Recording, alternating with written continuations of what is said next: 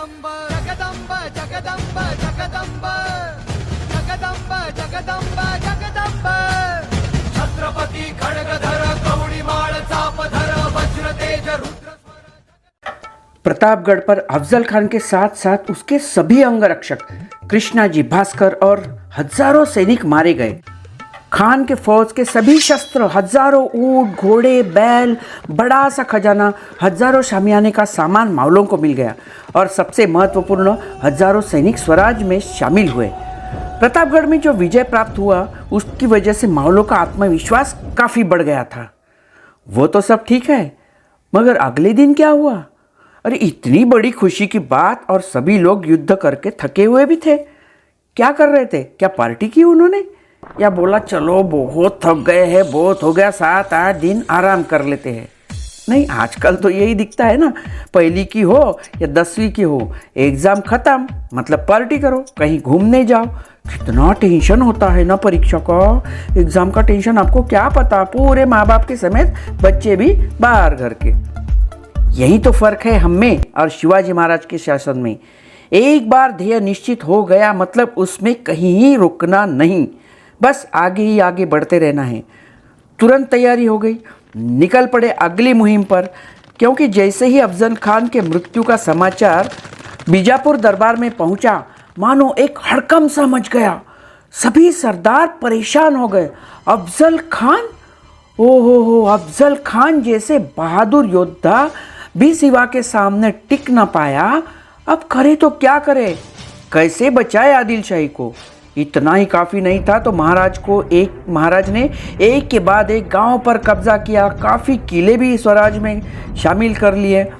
25 नवंबर कर मतलब 10-15 दिनों में ही पूरा इलाका जीतकर महाराज कोल्हापुर पहुंचे। अगला निशाना था किले पन्हाड़ा, जो बहुत ही मजबूत था और बीजापुर से नज़दीक मतलब आदिल शाही का महत्वपूर्ण इलाका। अब महाराज की सोच देखिए, यह किला भी वो जीत तो सकते थे, मगर क्यों अपने मावलों को कष्ट दे और वक्त भी जाया करना। फिर क्या निकला मैनेजमेंट का हथियार।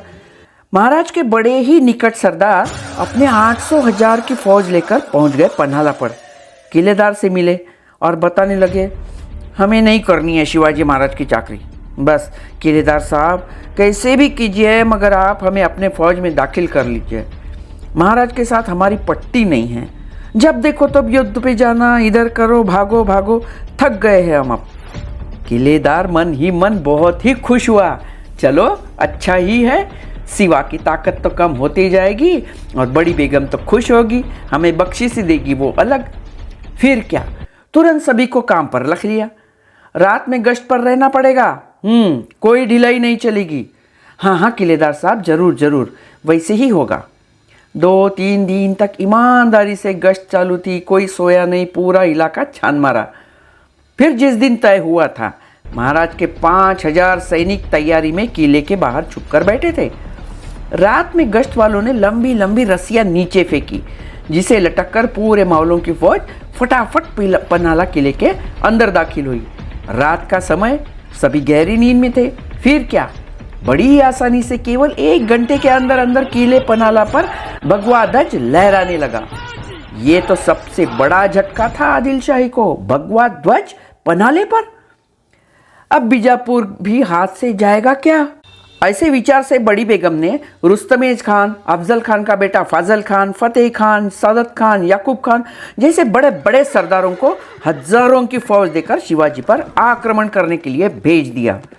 सभी सरदारों को लगा सिवा पन्हाड़ा पर है, वहां जाकर हमला बोलते हैं, मगर इस बार महाराज ने अलग ही चाल चली। महाराज को तो खबरें मिलती ही रहती थी। महाराज ने पन्हाड़ा छोड़कर रास्ते में ही बीजापुर फौज को टक्कर देने की सोची।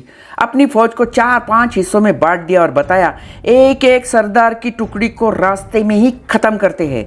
चारों तरफ से महाराज के फौज ने खान की फौज को घेर लिया।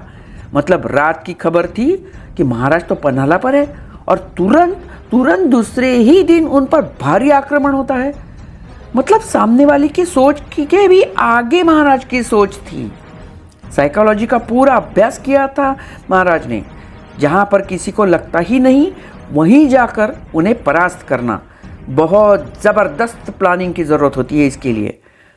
देखते देखते नेतोजी पालकर ने फाजल खान पर इंगले पवार इन लोगों ने पिछाड़ी से हमला बोल दिया। खान की सेना बौखला गई। अरे भागे तो कहाँ भागे, सभी सरदारों में हड़बड़ी मच गई। वैसे भी बेचारे प्रतापगढ़ के युद्ध से अभी संभल ही नहीं पाए थे और अचानक ये आक्रमण।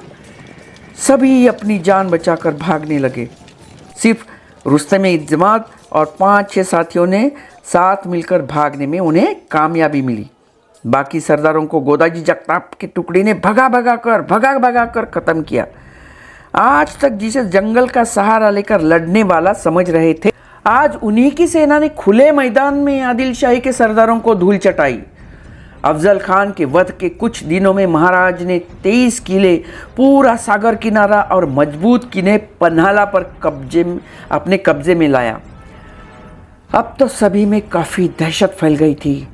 ये सिवा आता कहाँ से है, जाता कब है, करता क्या है, ये हमें पूरा ख़त्म करके ही रहेगा। तभी मुगल और आदिल शाही सल्तनत में आपस में मित्रता बना ली। चलो हम दोनों मिलकर सिवा का बंदोबस्त करते हैं। शत्रु का शत्रु वो अपना मित्र। एक तरफ से औरंगजेब का मामा शास्ता खान अपनी बड़ी सी फौज लेकर निकला, तो दूसरी तरफ स्वराज पर हमला बोलने के लिए सिद्दी जौहर को बताया गया। अब तो स्वराज पर भारी संकट था, मगर कुछ महत्वपूर्ण निर्णय लेना भी जरूरी था। जीजाबाई और महाराज ने मिलकर योजना बनाई। उन्हें पता था शाइस्ते खान मुगल सरदार था, मतलब पूरी शान शौकत के साथ निकलेगा, बैंड बाजा हाथी ज़्यादा रहेंगे। इतना शौकीन सरदार, उनके सेना में 300 हाथी तो सिर्फ शामियाने का सामान, गहने, कपड़े आदि के लिए रखते थे। 200-300 उसके पेड़ पौधे लेकर जाने वाले, फूलों का बड़ा ही शौकीन, हर जगह उसे फूल, खासकर गुलाब के फूल होना जरूरी था। फिर बाकी सरदारों का सामान, उनके रहने की, खाने पीने की व्यवस्था, उनका सामान, मतलब लड़ने वाले योद्धाओं के साथ साथ शाही सामान भी काफ़ी ज़्यादा था। मतलब उनकी चाल तो धीरे धीरे होनी थी। वो भी महाराज के साथ सिर्फ 2 तंबू रहते थे, एकदम सादे। खाने का सामान भी एकदम सिंपल। हर एक के साथ भीगे हुए चने, गुड़, बादाम, अखरोट रहते थे। घोड़े पर बैठे बैठे ही थोड़ा सा भी खा लिया तो भी काफ़ी एनर्जी देते थे। घोड़े पर बैठने की जगह एक कंबल होता था जो रात में उड़ने के भी काम आता था। हाथी तो थे ही नहीं, सिर्फ घोड़े, बैल, वो भी जंगल में ट्रेंड किए हुए। मतलब सिर्फ सामने वाला घुड़सवार रास्ता निकाल कर आगे जाएगा, उसके पीछे पीछे बाकी घोड़े जाते थे और फौज के बाकी सिपाही तब तक आराम भी कर लेते थे, वो भी घोड़े पर बैठे बैठे। महाराज ने विचार किया, शास्ता खान आता है, ठीक है, आने दो, कहाँ तक आता है, तब तक सिद्दी का बंदोबस्त कर लेते हैं। ये तय हो गया। सिद्दी निकला ही था तभी महाराज ने मीरज पर आक्रमण कर दिया, लूटा पूरे मीरज को। अरे बाप रे, क्या करे अब इसका। जाओ सिद्दी, पहले जाके महाराज को मीरज से बाहर निकालो। चला सिद्दी महाराज की सेना पीछा करने। यही तो असली युद्ध नीति थी, अपनी प्रजा को किसी भी कारण हानि ना पहुंचे, इसलिए स्वराज की सीमा पर ही महाराज ने सिद्दी को झटका दे दिया, काफ़ी दौड़ाया उसको। फिर महाराज आ गए पन्हाला पर।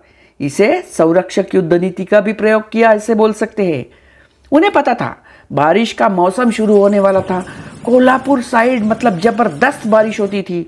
इसकी फौज आएगी और जाएगी भी जल्दी और हम सुरक्षित रह जाएंगे पन्हाला पर। मगर सिद्दी भी बड़ा योद्धा था, युद्ध नीति का काफ़ी अभ्यास किया हुआ था। उसने भी अपने सभी बंदे काम पर लगा दिए और घेर लिया पन्हाला को चारों तरफ से। आते समय सिद्दी पूरा बंदोबस्त करके ही आया था। चारों तरफ से मजबूत घेराबंदी ऐसी बनाई कि ना कोई अंदर जा सकता था ना कोई बाहर। कुछ ही दिनों में बारिश शुरू हो गई, मगर सिद्दी भी कोई कम जिद्दी नहीं था। पूरा इलाके का अभ्यास किया था उसने। बारिश से बचने के लिए अलग टेंट लगवाए, अनाज तो काफ़ी लाया था, उसका भी ठीक से बंदोबस्त करके रहने दिया। इतनी कठिन समस्या के बाद भी सिद्दी की फौज बारिश में गश्त लगा रही थी, क्योंकि डिसिप्लिन काफ़ी थी उसमें। महाराज सोच में पड़ गए, बाहर से मदद मिलेगी तो कैसे। कुछ ही दिनों में किले का अनाज भी खत्म होते जा रहा था।